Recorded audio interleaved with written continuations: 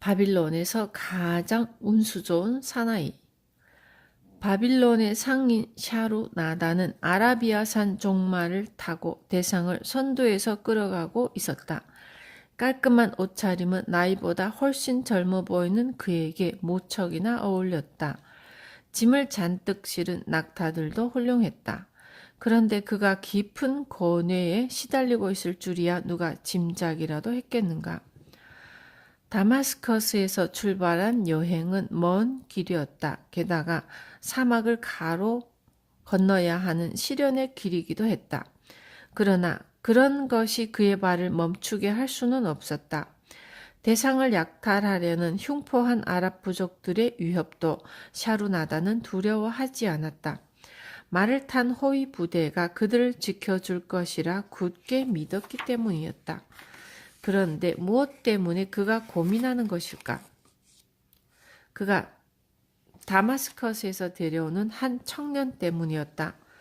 그는 과거에 샤루나다의 동업자이던 아라드 굴라의 손자인 하단 굴라였다. 샤루나다는 아라드 굴라에게 영원히 갚을 수 없는 은혜를 입은 적이 있었다. 그래서 그 손자에게라도 무엇인가를 해주고 싶었지만 그 청년의 됨됨이를 생각할수록 깊은 고민에 빠져들 뿐이다. 하단 굴라는 온몸에 장신구를 주렁주렁 매달고 있었다. 심지어 반지와 귀걸이까지 하고 있었다. 하단 굴라의 그런 모습을 지켜보면서 샤루나다는 혼잣말로 중얼거렸다. 할아버지의 강인한 얼굴을 닮았건만 저 장신구들은 대체 뭐란 말인가? 남자에게 어울리는 것이라 생각하는 건가? 아라드 굴라는 결코 이런 모습이 아니었는데 하지만 저 녀석도 언젠가는 깨닫겠지. 할아버지가 물려준 재산을 몽땅 날려버린 아버지의 전차를 밟지 않겠다고 결심할 날이 오겠지. 그때 하단 굴라가 불쑥 물었다. 아저씨, 이렇게 열심히 일하시는 이유가 뭔가요? 이렇게 먼 거리를 다니시면 피곤하지 않으십니까? 이렇게 일만 하시면 인생을 언제 즐길 수 있겠어요? 샤루나다는 하단 굴라에게 미소를 지으며 대답했다. 인생을 언제 즐기냐고? 만약 내가 나라면 인생을 어떤 식으로 즐기겠느냐? 아저씨만큼의 재산이 있다면 저는 왕처럼 살겠습니다. 이처럼 뜨거운 햇살과 싸우면서 사막을 건너지는 않을 거라고요. 돈이 주머니에 들어오는 즉시 써버리겠어요. 세상에서 제일 가는 부자처럼 옷을 입고 세상에서 가장 희귀한 보석을 사겠습니다. 제가 좋아하는 것을 마음껏 즐기면서 살겠습니다. 내 할아버지에게는 보석이 하나도 없었을 게다. 샤루나다는 이런 식으로 하단 굴라를 은근히 꾸짖고 다시 물었다. 그런 식으로 인생을 즐기다 보면 일할 시간이라고는 없지 않겠니? 일이야 뭐 노예에게 시키면 되지 않겠습니까? 샤루나다는 아무런 대꾸도 하지 않았다. 그저 입술을 꾹 다물고 말없이 말을 몰았다. 대상이 언덕 꼭대기에 이르렀을 때 샤루나다는 고삐를 당겨 말을 세웠다. 그리고 저 멀리 펼쳐진 푸른 계곡을 가리키며 하단 굴라에게 말했다. 저 계곡을 보아라. 저 멀리 바빌론의 성벽이 희미하게 보이지 않느냐? 저 탑이 바로 벨타워다. 내 눈이 밝다면 벨타워 꼭대기 영원의 불꽃에서 피어오르는 연기를 볼 수 있을 게다. 하단 굴라가 말했다. 그럼 저기가 바빌론인가요? 어렸을 때부터 저는 세상에서 가장 부유한 도시에 꼭 와보고 싶었어요. 할아버지께서 커다란 재산을 모았다는 도시가 아닌가요? 할아버지께서 아직 살아계신다면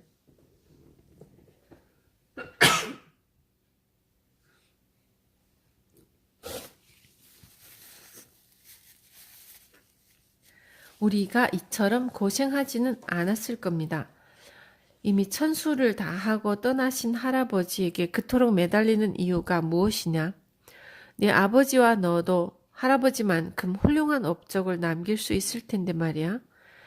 아버지와 저는 할아버지가 남기신 재산을 모두 잃고 말았습니다. 할아버지처럼 돈을 끌어당기는 비밀을 깨우치지 못한 까닭입니다. 샤루나다는 하단굴라의 푸념에 아무런 대꾸도 하지 않았다. 그저 말의 고삐를 당기며 계곡을 향해 비탈길을 천천히 내려가기 시작했다. 대상이 붉은 먼지 구름을 일으키며 그들의 뒤를 따랐다. 잠시 후 그들은 바빌론으로 연결된 간선도로에 이르렀고 그곳에서 잘 정비된 농토를 따라 남쪽으로 방향을 잡았다.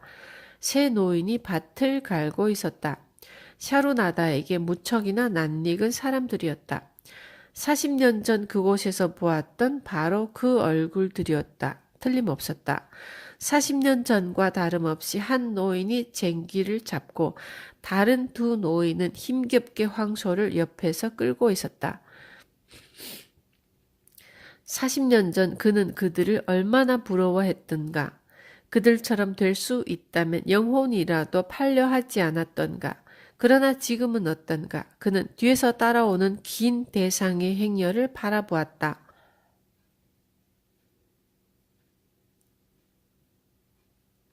다마스커스의 소중한 보물들을 가득 실은 나귀들과 낙타들을 흐뭇한 얼굴로 바라보았다. 그 보물들도 그가 가진 재산의 일부에 불과했다. 그는 밭에서 쟁기지라는 새 노인을 가리키며 하단굴라에게 말했다. 저 사람들은 40년 전이나 지금이나 똑같이 밭에서 쟁기지를 하고 있구나. 정말입니까? 그래, 바로 저 자리에서 저 사람들을 보았다.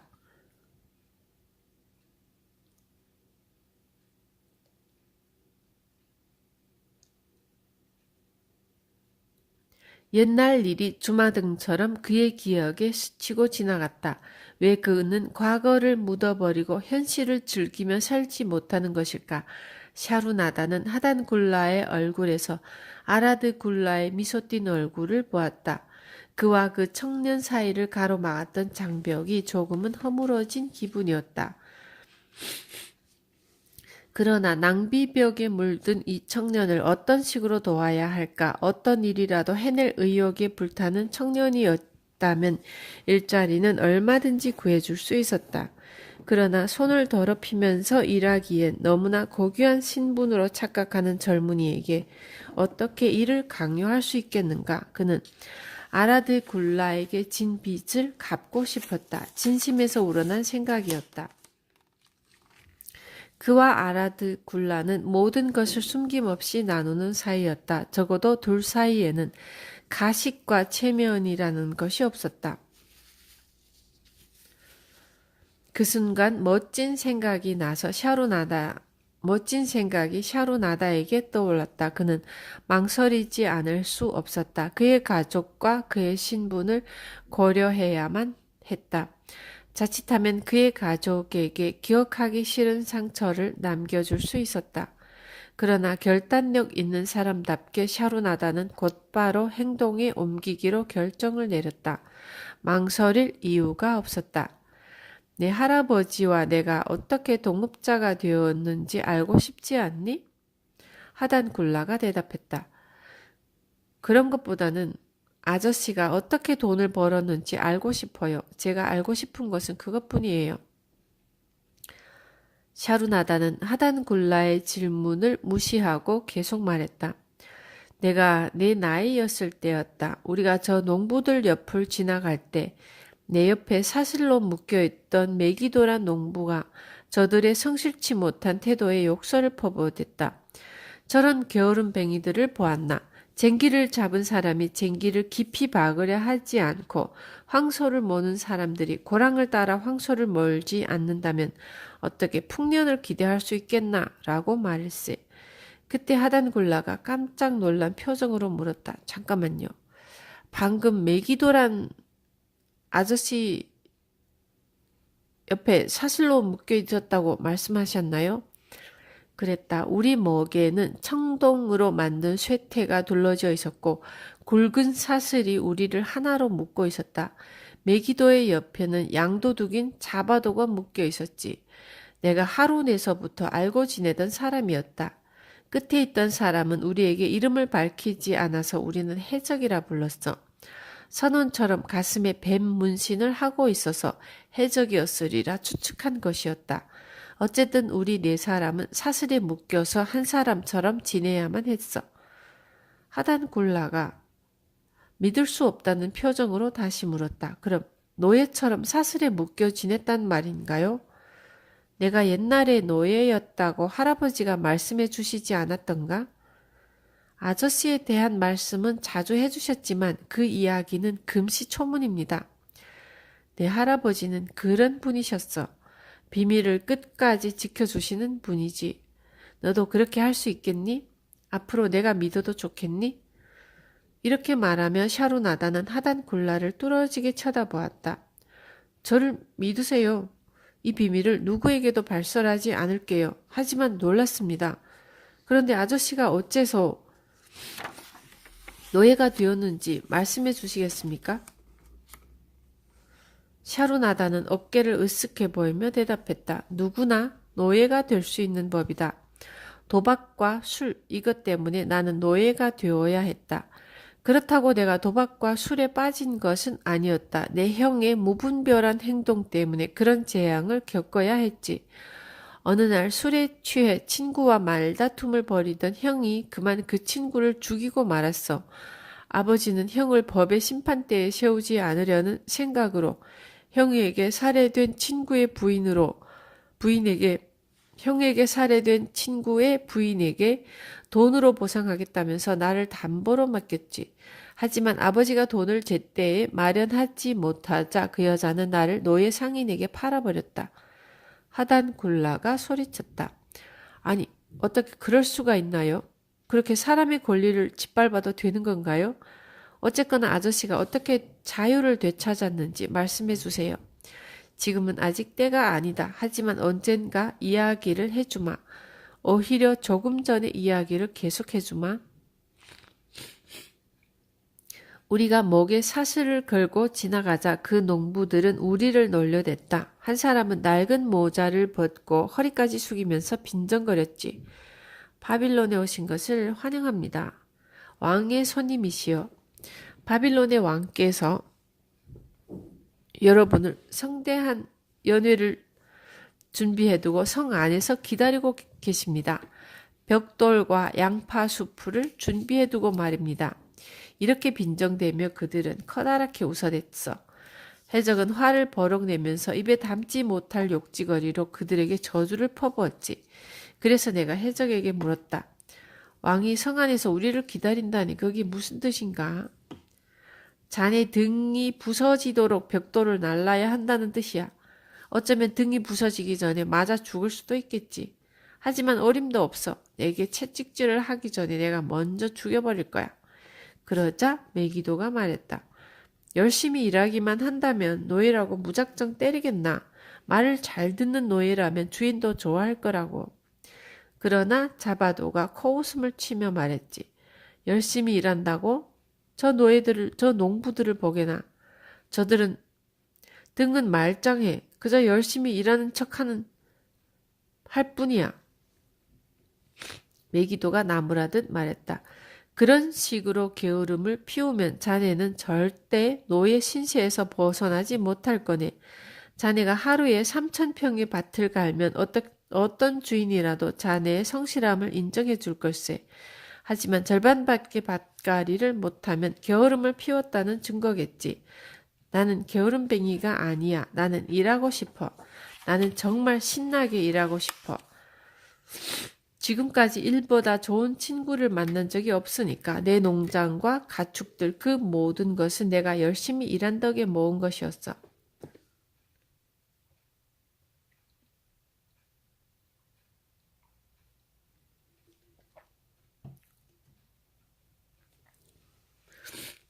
자바도가 빈정대는 말투로 물었다. 그런데 그 많은 재산이 지금 어떻게 되었나? 대충대충 사는 것이 나아. 일하지 않으면서 살 수 있다면 그것보다 좋을 수 있겠나? 두고 보라고 일을 좋아하는 자네가 벽돌을 나르면서 등이 부러질 때 나는 물주머니나 나르면서 대충 시간을 때울 테니까. 그날 밤 나는 지독한 두려움에 사로잡혀 잠을 이룰 수 없었다. 우리는 밧줄을 두른 비좁은 공간에 갇혀 밤을 지내야 했어. 고도설한 산적이 우리를 감시하고 있었지. 그는 악당이었다. 지갑을 훔치면서 목줄까지 따내는 악한 중에 악한이었어. 그러나 나는 지푸라기라도 잡고 싶은 심정에서 그에게 물었지. 고도소, 언제쯤이나 바빌론에 도착하게 되나요? 고도소가 목소리를 낮춰서 되물었어. 그런 것을 알아서 뭐하게? 당신은 내 심정을 이해할 수 없을 겁니다. 나는 젊습니다. 그리고 살고 싶습니다. 성벽을 쌓으면서 평생을 지내고 싶지는 않습니다. 채찍에 맞아 죽고 싶지도 않습니다. 좋은 주인을 만날 방법이 없을까요? 나는 애절한 목소리로 말했지. 좋아. 자네가 착해 보이니까 비결을 말해주지. 일단 자네는 노예 시장으로 옮겨질 거야. 잘 듣게. 노예를 사려는 사람이 오면 성실한 사람처럼 보이도록 하게. 열심히 일하는 사람처럼 보이도록 하게. 그들이 자네를 사도록 만들게. 그렇지 못하면 자네는 다음 날부터 벽돌을 날라야 할 거야. 그때부터는 죽음과 싸워야 한다는 거지. 그리고 고도소는 입을 다물었다. 나는 따뜻한 모래에 몸을 누이고 검은 하늘에 반짝이는 별들을 바라보며 일에 대해 생각해 보았다. 메기도가 일에 대해 말한 것이 기억에 떠올랐다.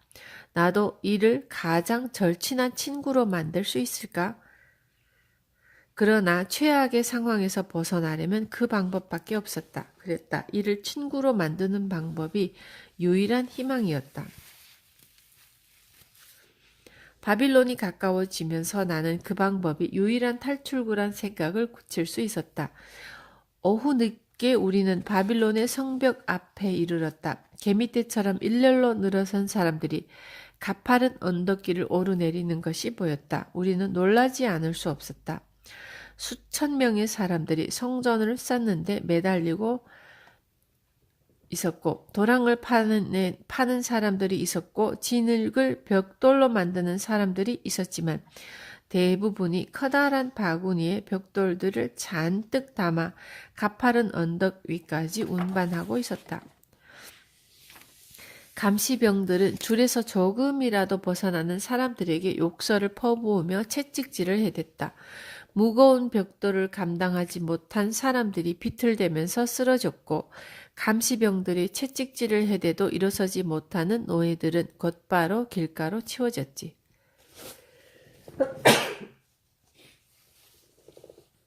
고통에 찬 신음을 내뱉는 그들에게 온정의 손길을 보내주는 사람은 하나도 없었다.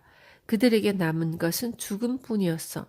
나는 그 섬뜩한 장면을 지켜보면서 만약 노예 시장에서 팔리지 못한다면 나도 똑같은 운명이 될 것이라는 생각에 몸서리치지 않을 수 없었어.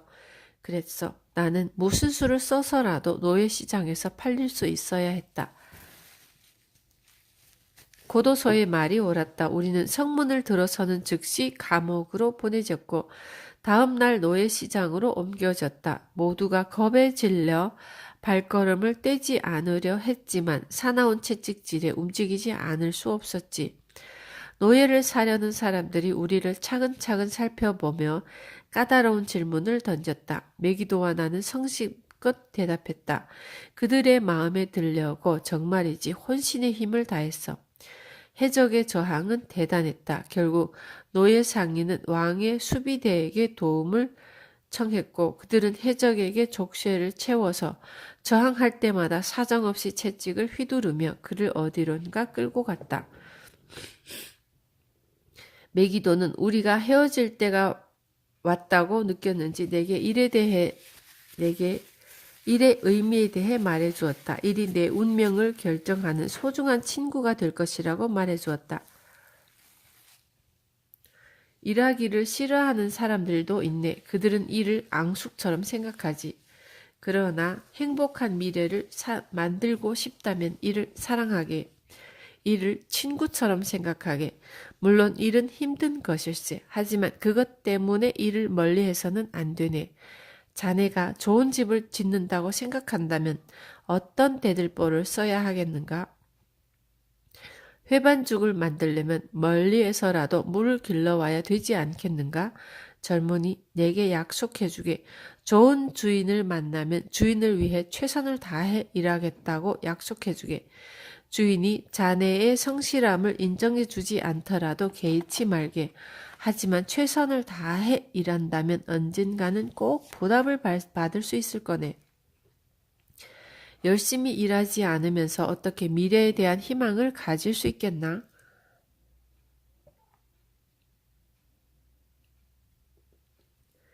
그러나 우리는 대화를 중단하지 않을 수 없었다. 우락부락하게 생긴 농부가 우리에게 다가와 유심히 살펴보았기 때문이다. 메기도는 그에게 얼마나 큰 농장을 갖고 있는지, 어떤 농작물을 심는지 등에 대해 물었다. 그가 무척이나 유용한 노예라는 것을 증명해 보이고 싶었던 것이다. 농부는 메기도의 성실함과 지식에 감동했는지 노예 상인과 한참이나 실랑이를 한 뒤에야 두툼한 지갑을 꺼내서 값을 치렀다. 그리고 메기도는 새 주인의 뒤를 따라 내 시야에서 멀어졌다. 아침에만 서너 명의 사람이 팔려나갔다. 정오가 되었을 때 고도소가 내게 다가와 은밀하게 속삭였다. 노예 상인이 장사가 시원찮아서 다음 날까지 노예 시장을 열지 않고 해가 저물면 남은 사람들을 모두 왕의 노예로 팔아버릴 것이란 청천벽력과도 같은 소식이었다. 나는 거의 절망 상태에 빠졌다. 그때 마음씨 좋게 뚱뚱하게 생긴 사람이 우리에게 다가와 빵 굽는 재주를 가진 사람이 있느냐고 물었다. 신이 내게 주신 기회였다. 나는 곧바로 그에게 다가가 말했다. 주인님처럼 훌륭한 솜씨를 지니신 분이 어째서 빵 굽는 사람을 또 찾으십니까? 오히려 주인님의 뛰어난 솜씨로 저와 같은 사람을 가르치는 편이 쉽지 않겠습니까? 저를 보십시오. 저는 젊습니다. 건강하고 일하기를 좋아합니다. 저에게 기회를 주신다면 주인님을 위해서 목숨을 걸고 일하겠습니다. 최선을 다하겠습니다. 그는 내 적극적 의지에 감동했는지 노예 상인과 흥정을 하기 시작했다. 나를 산 이후로 내게 눈길조차 주지 않던 노예 상인은 내 능력을 과장되게 떠벌려대면서 높은 값을 불렀다. 그때 나는 도살장에서 팔려가는 살찐 황소가 된 기분이었다. 마침내 흥정이 끝나고 나는 새 주인을 따라 노예시장을 떠날 수 있었다. 바빌론에서 가장 운수 좋은 사내가 된 기분이었다. 내가 새로 맞은 보금자리는 내 마음에 들었다. 내 주인이 된 나나 나이드는 보리를 빻는 방법, 화덕에 불을 지피는 방법을 내게 가르쳐 주었다. 꿀처럼 달콤한 케이크를 만들 때 사용되는 참깨를 빻는 방법도 가르쳐 주었다. 곡물을 보관하는 창고가 내 방이었다. 내가 힘겨운 일을 도맡아 처리하자 집안을 관리하던 노예인 스와스티도 내게 무척이나 고마워하면서 먹을 것을 넉넉하게 주었다. 나는 주인에게 내가 가치 있는 존재라는 것을 보여주고 싶었다. 그렇게 한다면 자유를 되찾을 수 있으리라는 희망 때문이었다. 어느 날 나는 나나 나이드에게 빵을 반죽해서 굽는 방법을 가르쳐 달라고 청했다. 그는 내가 빵 굽는 기술을 적극적으로 배우려 하자 몹시 기뻐하며 기꺼이 가르쳐 주었다. 빵 굽는 기술을 거의 완벽하게 숙달했을 때 나는 그에게 꿀케이크를 만드는 방법을 가르쳐 달라고 청했다. 내가 모든 빵을 혼자서 만들 수 있게 되자 그때부터 나나 나이드는 빈둥대며 소일하기 시작했다. 그러자 스와스티는 못마땅한 표정으로 고개를 절레절레 저으며 말했다. 할 일이 없다는 것은 어떤 사람에게나 바람직한 것이 아니야. 그러나 그것이 내게는 기회였다. 내 자유를 되찾는 데 필요한 돈을 벌 방법을 궁리하기 시작했다. 정오에 빵 굽는 일이 끝나면 오후에만 일하는 그럴듯한 일자리를 찾아서 내가 번 돈을 나눠 갖자고 한다면 나나 나이드가 흔쾌히 허락할 것이라는 생각이었다.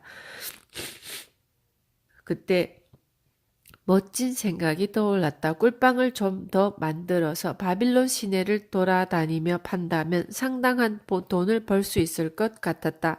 나는 곧바로 나나 나이드에게 달려가 내 생각을 말했다. 제가 주인님을 위해서 오전 일을 끝낸 후 남아있는 오후 시간을 저에게 허락해 주신다면 바빌론 사람들이 원하는 것을 만들어 직접 거리로 들고 나가서 팔겠습니다. 그럼 돈을 좀 더 벌 수 있을 것 같습니다. 그렇게 번 돈을 주인님과 제가 나눠 가질 수 있지 않을까요? 돈이야 많을수록 좋은 것이지. 그래, 자네 생각대로 해보게.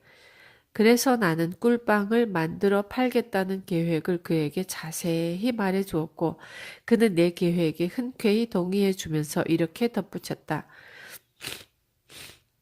꿀빵 2개에 동전 1입을 받도록 하게. 그리고 총 수입에서 절반은 재료비로 계산하세. 밀가루와 참깨 그리고 빵을 굽는 데 필요한 장작값을 충당해야 하니까 나머지 절반을 자네와 내가 절반씩 나눠 갖도록 하세. 총 수입의 4분의 1이 내 몫이었기 때문에 나로서도 불만이 없는 제안이었다. 어쨌거나 내가 돈을 만들 수 있는 기회가 생긴 셈이었다. 그날 밤 나는 밤을 새워가며 꿀빵을 진열한 접시를 만들었다. 나나 나이드는 그가 입던 옷 중에서 내게 어울리는 옷을 준비해 주었고 스와스티는 해진 옷을 기워서 깨끗하게 세탁까지 해주었다. 다음 날 나는 꿀빵을 넉넉하게 만들었다. 내 눈에도 먹음직스럽게 보였다. 나는 꿀빵을 시내로 들고 나가 큰 소리로 외치며 손님들을 끌어모았다. 처음에는 아무도 관심을 보여주지 않았지만 나는 계속해서 큰 소리로 꿀빵을 사라고 외쳤다. 오후 늦게부터 사람들이 배가 고팠던지 꿀빵이 팔려나가기 시작했다. 그리고 나는 그날 준비한 꿀빵이 순식간에 모두 팔려나갔다. 나나 나이드는 내 성공에 무척이나 기뻐하면서 내 몫을 기꺼이 떼어주었다. 내 돈이었다. 훌륭한 주인이라면 노예의 성실함을 인정해 줄 것이라는 메기도의 충고는 옳았다. 그날 밤 나는 흥분된 가슴을 달래느라 잠을 이룰 수 없었다. 앞으로 1년 후에 얼마의 돈을 벌 수 있을지 계산해 보았다. 그리고 몇 해를 일해야 내 자유를 되찾을 수 있을지도 계산해 보았다. 매일 꿀빵을 만들어 거리에 나가 팔았다. 단골 손님까지 확보할 수 있었고 그중 한 사람이 바로 아라드 굴라였다. 그는 융단을 전문적으로 파는 상인이었다. 융단을 가득 실은 나귀를 끌고 흑인 노예의 도움을 받아가며 바빌론 시내를 샅샅이 돌아다니는 부지런한 상인이었다. 그는 매일 꿀빵 4개를 사서 흑인 노예와 똑같이 나누어 먹었다. 그리고 꿀빵을 먹는 동안 내게 많은 이야기를 해주었지. 어느 날 아라드 굴라는 내가 평생 동안 잊지 못할 이야기를 해주었다. 자네가 만든 꿀빵이 맛있구만. 하지만 꿀빵을 거리까지 들고 나와 팔겠다는 적극적인 사고방식이 무엇보다 마음에 드네. 이런 정신을 잃지 않는다면 자네는 틀림없이 성공할 수 있을 것세. 아라드 굴라의 칭찬은 바빌론이라는 거대한 도시에서 굴욕적인 삶을 살고 있던 나에게 용기를 북돋워주는 격려였다. 노예에서 벗어날 길만을 찾고 있던 나에게는 평생 잊지 못할 따뜻한 격려였지. 그렇게 몇 달이 지나면서 내 지갑도 조금씩 채워지기 시작했다. 허리춤에서 묵직한 무게를 느낄 수 있었다. 일이 가장 소중한 친구라는 메기도의 충고는 조금도 틀리지 않았어. 나는 한없이 행복했지만 스와스티는 걱정스러운 얼굴로 이렇게 말했다. 주인이 도박장에서 보내는 시간이 점점 늘어나고 있어. 걱정이야. 어느 날 나는 길에서 메기도를 만날 수 있었다. 그는 야채를 가득 실은 나귀를 3마리나 끌고 시장으로 향하고 있었다. 어떤가? 그동안 성심껏 일한 덕분에 이렇게 될 수 있었네. 주인이 내게 거래를 맡길 정도가 되었네. 게다가 주인은 내 가족까지 데려와서 함께 살도록 해주겠다더군. 모두가 일을 열심히 한 덕분이네. 열심히 일한다면 언젠가는 자유를 되찾고 내 농장을 가질 수 있을 걸세. 메기도는 예전과 다름없이 성실한 모습이었다. 그 후 시간이 흐를수록 나나 나이드는 내가 거리에서 돌아오기를 초조하게 기다렸다. 내가 돌아오자마자 내 몫을 떼어주고는 곧바로 뛰쳐나갔다. 게다가 내게 더 많은 꿀빵을 만들어 팔라고 재촉했고 내 수입은 하루가 다르게 늘어갔다. 가끔씩 나는 바빌론 성 밖으로 나가 성벽을 쌓은 노예들을 감독하는 사람들에게도 꿀빵을 팔았다. 그 끔찍한 현장을 보고 싶지는 않았지만 노예 감독관들이 언제나 꿀빵을 넉넉하게 사줬기 때문이었다. 어느 날 나는 벽돌을 짊어지고 힘겹게 걸어가는 자바도를 보았다. 몰라보게 수척해진 모습이었다. 등에는 채찍 자국들이 선명했다. 나는 틈을 보아 그에게 꿀빵 하나를 주었다. 그는 굶주린 짐승처럼 꿀빵을 입에 쑤셔 넣었다. 그러나 굶주림에 지친 얼굴을 보는 순간 나는 뒤로 물러서지 않을 수 없었다. 그가 앞뒤를 가리지 않고 내 꿀빵 상자를 덮칠지도 모르는 생각 때문이었다. 어느 날 아라드 굴라가 내게 물었다. 이렇게 열심히 일하는 이유가 뭔가? 나는 메기도가 내게 해주었던 말로 대답을 대신했다. 일이 나에게 가장 소중한 친구라는 것을 증명해 보이고 싶다고 대답했다. 그리고 동전으로 가득한 내 전대를 그에게 자랑스레 보여주며 그것으로 내 자유를 되찾을 것이라고 말했다. 그러자 아라드 굴라가 다시 물었다. 자유를 되찾은 다음에는 무엇을 하려나? 장사를 시작해 볼 생각입니다. 그때 아라드 굴라는 뜻밖의 비밀을 털어놓았다. 그래?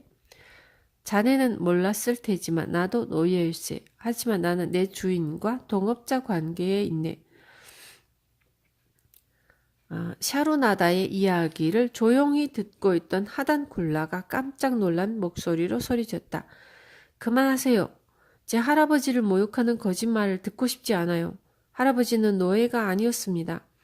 하단 굴라의 눈동자에서 분노의 불길이 활활 타올랐다. 그러나 샤루나다는 여전히 차분한 목소리로 말했다. 내가 자네 할아버지를 모욕할 이유가 어디에 있겠나. 불행을 딛고 일어서 다마스커스의 자랑스러운 시민으로 우뚝 선 자네 할아버지를 나만큼이나 존경하는 사람은 이 세상에 없을 걸세. 그래, 그분의 손자인 자네에게도 그런 기질이 있는가? 어떤 난관 앞에서도 좌절하지 않고 다시 일어설 용기가 있는가? 지금처럼 헛된 꿈을 쫓으면서 안일하게 살려는가? 하단 굴라는 고삐를 당겨 말을 세우고 깊은 회한이 젖은 목소리로 대답했다. 모두가 할아버지를 좋아했습니다. 할아버지는 숱한 선행을 베푸셨습니다. 가뭄이 닥쳤을 때 할아버지는 이집트까지 직접 달려가 곡식을 사와서 다마스커스의 굶주린 사람들에게 나눠주셨습니다. 그런 할아버지가 바빌론에서 노예였다는 사실을 어떻게 믿겠습니까? 자네 할아버지가 계속해서 바빌론의 노예로 지냈다면 경멸받아 마땅했겠지. 하지만 그분은 헌신의 노력으로 다마스커스를 대표하는 부호가 되셨다. 신들도 자네 할아버지의 성실함에 감동해서 과거의 모든 죄를 용서해 주신 게다. 여하튼 내 이야기를 끝까지 들어보도록 하거라. 아라드 굴라는 자신이 노예라는 비밀을 나에게 밝힌 후 자유를 되찾기 위해 얼마나 열심히 일했는지 말해주었다. 그러나 자유를 되찾고도 남을 정도로 돈을 벌었지만 자유인이 된 뒤에 무엇을 해야 할지 막막할 뿐이었다. 주인의 도움이 없어도 장사를 제대로 해낼 수 있을지 걱정이었던 것이다. 그때 나는 겁도 없이 이렇게 말해 주었다. 주인을 떠나십시오. 더 이상 주인에게 연연하지 마십시오.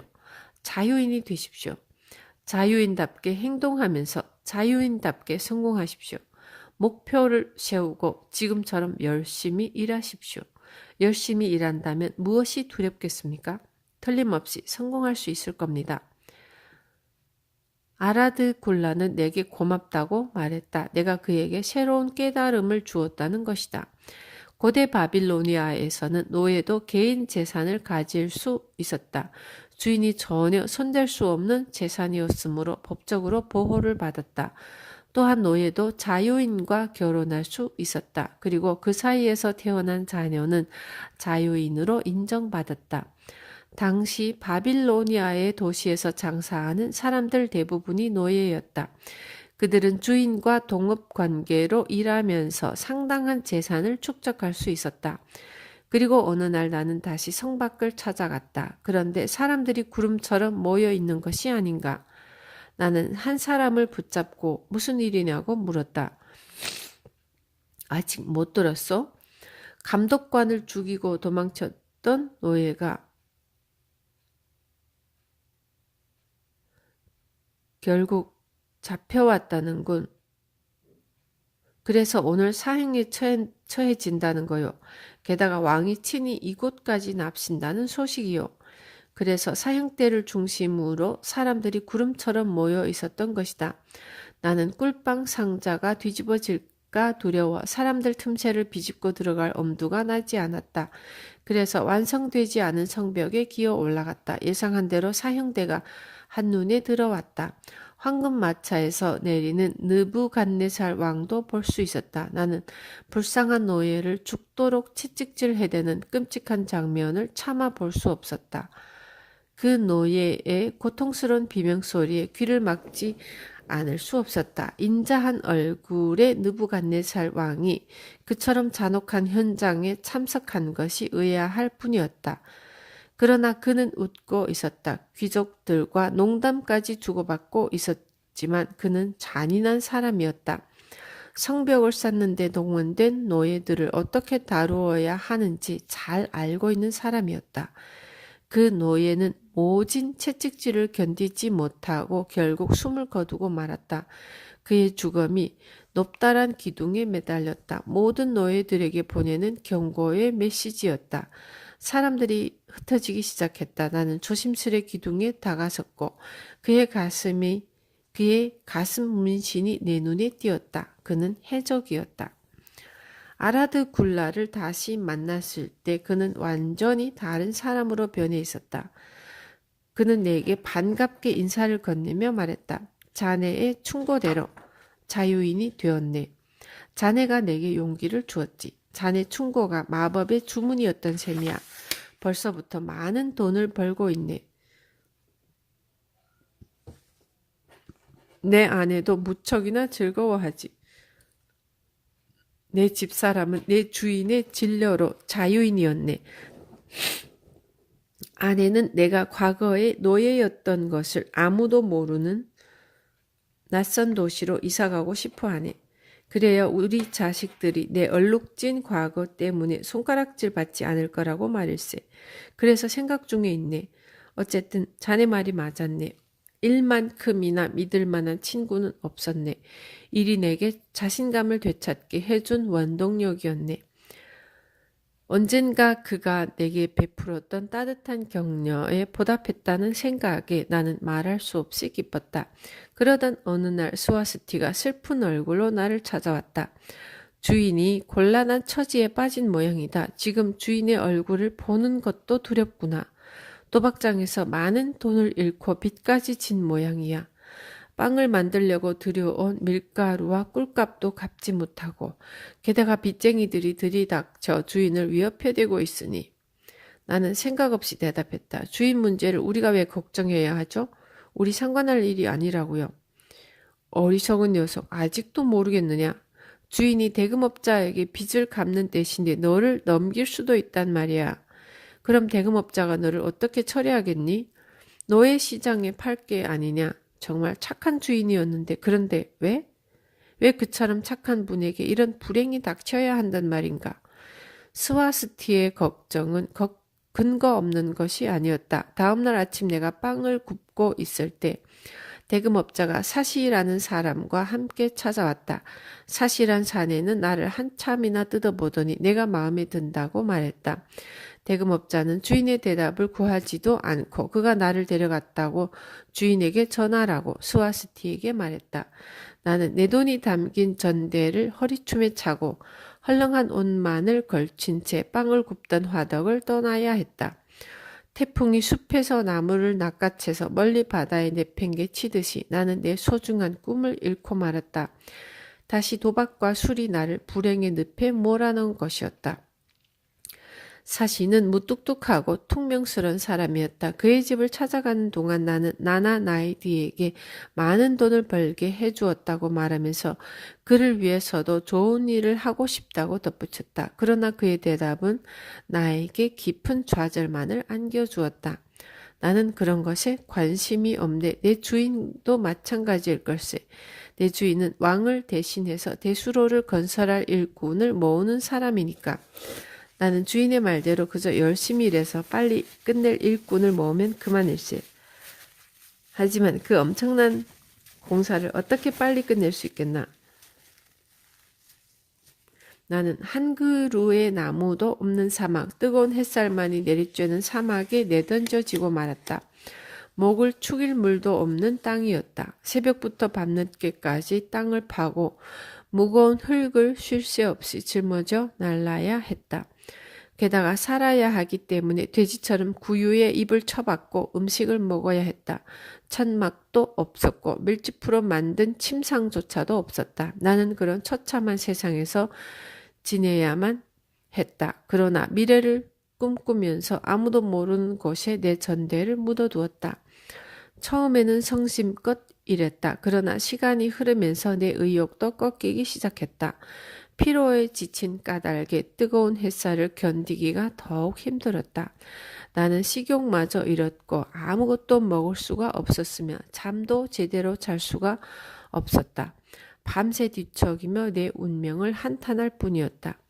어느 날 문득 자바도가 생각났다. 자바도라면 적당히 꾀를 부리면서 일하는 방법을 알고 있을 것만 같았다. 내가 얼마나 고통스러웠으면 그런 생각을 했겠는가. 그러나 그를 마지막으로 보았던 때가 기억에 떠올랐다. 적당히 꾀를 부리는 방법은 결코 최선책이 아니었다. 해적도 생각났다. 그처럼 감독관을 죽이고 탈출하는 것이 더 낫지 않을까. 그러나 피를 흘리며 죽어간 그의 시체가 기억에 떠올랐을 때 그런 계획은 죽음을 재촉하는 무모한 짓일 뿐이란 사실을 깨달았다. 그리고 메기도를 마지막으로 보았던 때가 기억났다. 그의 손은 험한 일로 못이 박혀 있었지만 그의 얼굴은 행복해 보였다. 그랬다. 그의 말대로 최선을 다해 열심히 일하는 것이 최선의 방책이었다.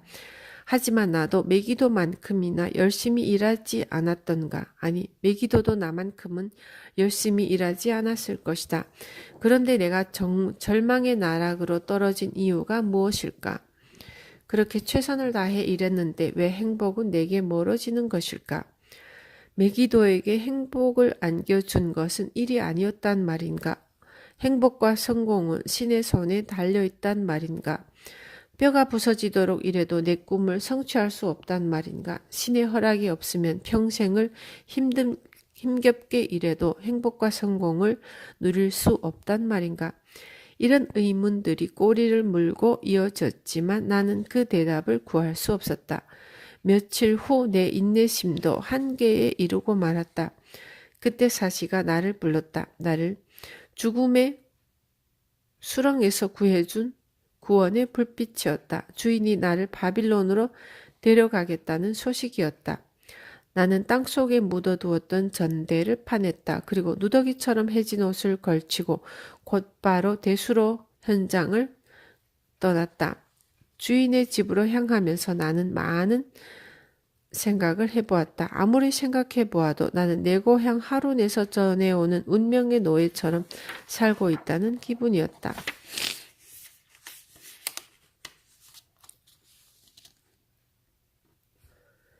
회오릿바람이 사람을 에워쌀 때, 폭풍이 사람을 몰아세울 때, 그 누가 예정대로 달려갈 수 있으리요. 그 누가 앞날의 운명을 예측할 수 있으리요. 결국 나도 운명의 노예인 것일까?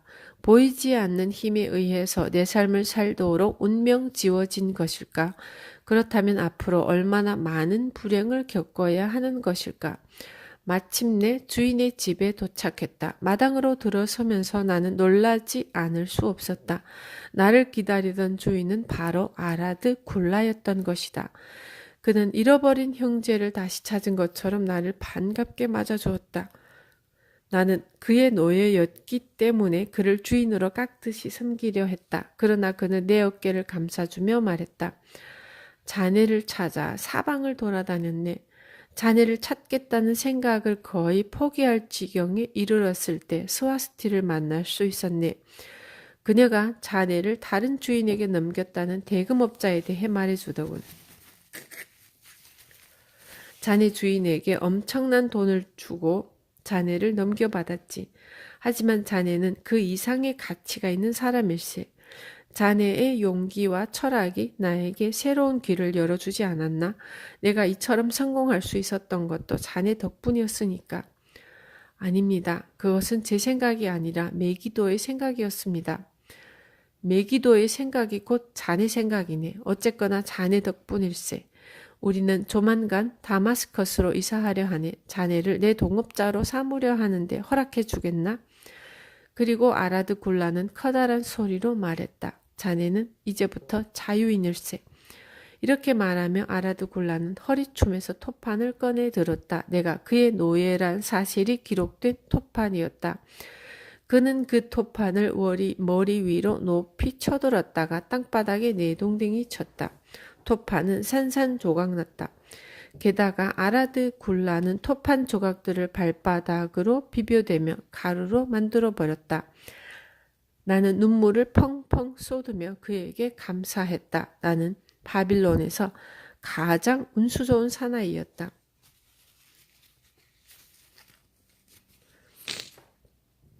샤루나다는 하단 굴라를 뚫어지게 바라보며 말했다.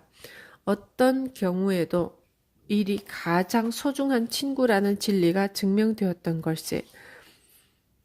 최악의 불행을 맞아서도 우리가 기댈 것은 바로 일이네. 어떤 상황에서도 열심히 일하겠다는 각오가 있었기에 내가 그 죽음의 현장에서 벗어날 수 있었던 것이라 믿네. 나의 그런 자세가 자네 할아버지를 감동시켰던 걸세. 그래서 자네 할아버지가 나를 동업자로 삼았던 거지. 하단 굴라가 물었다. 그럼 제 할아버지가 돈을 벌 수 있었던 비결이 바로 일이었단 말씀입니까? 내가 자네 할아버지를 처음 만났을 때에는 열심히 일하겠다는 의지밖에 없었네. 그것만이 유일한 비결이었네.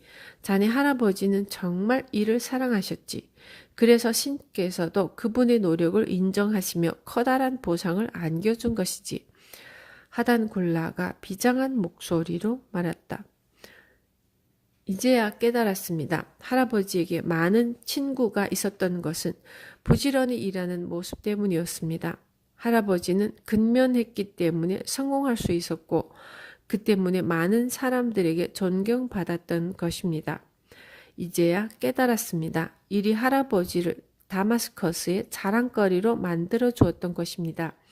일이 할아버지에게 그 많은 재물을 안겨주었던 것입니다. 어리석은 저는 지금까지 이를 노예에게나 어울리는 것이라 생각했습니다.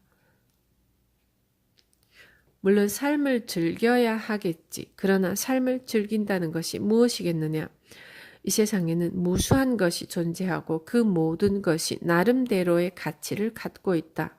일이 노예만이 몫이라면 나는 세상에서 가장 커다란 즐거움을 주는 것을 잃는 셈이 될 게다. 그래, 나는 많은 것을 즐기고 있지만 일만큼이나 내게 즐거움을 주는 것은 없었다.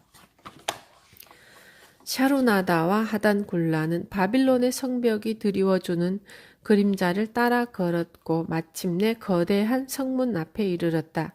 그들이 다가서자 성문을 지키던 병사들이 뛰쳐나와 샤루나다를 정중히 맞아들였다. 샤루나다는 대상의 선두에서 성문을 통과해서 바빌론의 시가지로 들어섰다. 하단굴라가 결의에 찬 목소리로 말했다. 저도 할아버지와 같은 사람이 되고 싶습니다. 하지만 할아버지가 어떤 사람이었는지 전혀 모르고 있었습니다. 이제야 깨달았습니다. 이제 할아버지를 더욱 존경하게 되었습니다. 그리고 더욱 할아버지와 같은 사람이 되고 싶습니다. 아저씨에게 정말 소중한 이야기를 들었습니다. 이 은혜는 평생 잊지 않을 것입니다. 오늘부터, 아니 이 순간부터 저는 할아버지의 성공 비결을 따르겠습니다. 할아버지처럼 작게 시작하겠습니다. 제 처지에는 어울리지 않는 이 화려한 옷과 보석을 벗어던지겠습니다. 이렇게 말하며 하단굴라는 귀걸이를 떼어내고 반지를 내던졌다. 그리고 고삐를 당겨 말을 세우고 샤루나다의 뒤로 물러서서 걷기 시작했다. 이를 즐겨라. 그러면 돈은 소리 없이 당신을 찾아온다. 바빌론의 역사. 인류의 역사에서 바빌론보다 풍요를 누렸던 도시가 있었을까? 바빌론은 우리에게 풍요와 화려함을 상상하게 해주는 상징적 단어로 쓰인다. 바빌론을 꾸며주었던 보석과 보물은 전설적인 것이었다. 바빌론이 그처럼 풍요로운 도시였다면 우리는 그 도시가 숲과 강산과 같은 풍부한 천연 자원들에 둘러싸여 있었을 것으로 상상하게 된다. 그러나 바빌론은 그렇지 않았다. 유프라테스 강이 옆으로 흐르지만 사방이 사막으로 에워싸인 불모의 계곡에 건설된 도시였다. 숲도 없었고 광산도 없었다. 건물을 짓기 위한 돌조차도 없었다. 자연스레 형성된 무역로에 건설된 도시도 아니었다. 강우량마저도 곡물을 재배하기에는 턱없이 부족한 곳에 건설된 도시가 바빌론이었다. 바빌론은 인간의 무한한 능력을 증명해준 도시였다. 인간이 사용 가능한 모든 수단을 동원해서 만들어낸 위대한 업적이었다. 그 거대한 도시를 지탱해준 자원들은 모두 인간의 손으로 만들어낸 것이었다.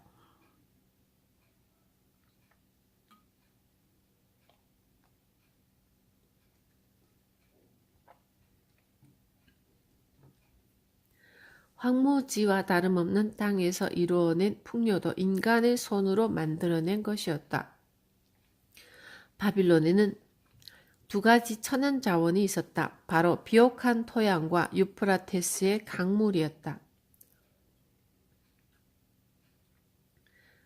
바빌로니아 사람들은 인류의 역사에 기록된 최초의 토목공사를 벌였다. 거대한 관계 수로를 만들어 강물을 농토까지 끌어들였다. 척박한 계곡을 지나 건설된 관계 수로는 비옥한 땅에 물을 공급하며 생명체가 자랄 수 있게 해주었다. 인간이 흘린 땀의 결정체인 관계 수로는 그 땅의 사람들에게 풍요로운 농산물을 안겨주었다. 더욱 다행이었던 것은 바빌론을 지배한 왕들이 강팍하지 않았던 것이다. 또 바빌론에는 많은 전쟁이 있었지만 국지전을 넘어서지 않았다. 또한 대부분의 전쟁이 바빌론의 풍요를 탐낸 타지방의 정복자들을 방어하는 수준이었다. 바빌론의 왕들은 지혜와 진취성과 정의로움의 대명사로 여겨졌으며 온 세상이 바빌론의 경의를 표해야 한다는 착각에서 타국 땅을 무모하게 정복하려는 오만한 왕은 없었다. 바빌론은 이미 역사의 뒤안길로 사라진 도시이다. 수천 년 동안 바빌론을 건설해서 지켜온 인간의 역동적인 힘이 차츰 수그러들면서 그 도시도 폐허로 변해갔다. 바빌론의 흔적은 수에즈 운하에서 동쪽으로 약 960km 정도 떨어진 곳 페르시아만 바로 북쪽에 위치하고 있다. 위도로는 북위 30도, 아리조나의 유마시와 거의 비슷한 환경이었다. 말하자면 뜨거운 햇살이 내리쬐는 건조한 땅이었다. 과거에는 거대한 관계 수로 덕분에 광활한 농경지가 있었던 그 땅이 지금은 황무지로 변해버렸다. 얼씨년스럽기만 한 바람만이 불어대는 땅으로 변해버렸다. 키 작은 나무와 풀만이 생존을 위해 거친 사막바람에 맞서 몸부림치고 있을 뿐이다. 비옥한 농토는 사라진 지 오래다. 물건을 가득 실은 대상의 행렬과 거대한 도시도 사라진 지 오래다. 양과 염소를 키우면서 힘겹게 살아가는 유목민이 그 땅에서 만날 수 있는 유일한 사람들이다. 오랫동안 그 땅을 눈여겨보는 사람은 없었다. 여행자들도 바빌로니아의 옛 땅을 지나면서 그저 황무지로 생각했을 뿐이다. 그러나 간헐적으로 쏟아진 폭우에 토기 파편과 벽돌 조각들이 씻겨 나오면서 고고학자들이 그 땅에 관심을 기울이게 되었다. 유럽과 미국의 박물관에서 후원을 받은 탐사대가 그곳에 파견되면서 대대적인 발굴 작업이 시작되었다. 옛 도시들의 흔적이 연이어 발견되었다. 고고학자들의 표현대로 도시의 무덤들이었다. 바빌론도 그렇게 발견된 도시 중의 하나였다. 20여 세기 동안 바람이 사막의 먼지로 바빌론을 뒤덮고 있었던 것이다. 게다가 진흙을 빚어 만든 벽돌로 건설된 도시였던 까닭에 성벽과 건물들도 풍화되면서 다시 흙으로 되돌아가고 말았다. 한때 세상에서 가장 풍요로웠던 도시 바빌론은 그렇게 먼지더미로 변해버렸다. 이름마저 잊혀진 채 오랜 세월 동안 버려져 있던 도시에서 시간의 찌꺼기를 조심스레 벗겨내자 과거의 영화를 증명해주는 널찍한 간선도로와 웅장한 궁전과 신전의 흔적이 드러났다. 대부분의 학자들은 유프라테스 유역에서 바빌론을 중심으로 발전된 도시 문명권을 인류의 역사에서 가장 오래된 문명 세계라 생각한다. 적어도 기원전 6천년 전까지 거슬러 올라가는 문명 세계이다. 이렇게 확신한 이유가 무엇이었을까? 바빌론의 폐허지에서 발견된 일식에 대한 기록 덕분이었다. 현대 천문학자들은 바빌론 지역에서 일식이 일어난 때를 계산해낼 수 있었고 그 결과 그들이 사용한 역법과 현재의 역법 사이의 관계까지도 밝혀낼 수 있었다.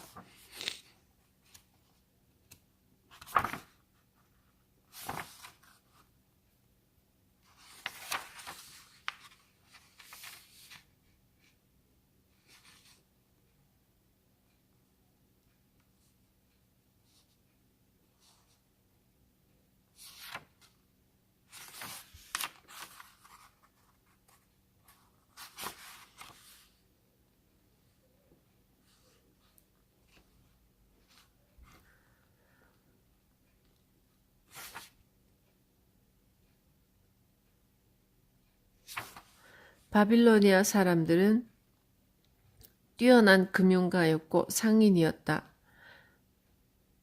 지금까지 밝혀진 바에 따르면 교환 수단으로 돈과 어음이란 제도를 발명하고 재산권을 문서로 기록한 최초의 민족이었다.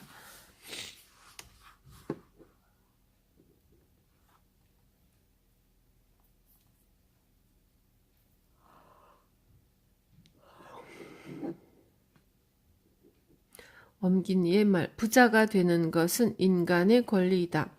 한 나라의 국부는 국민 개개인이 경제적으로 얼마나 윤택하게 사느냐에 따라 결정된다.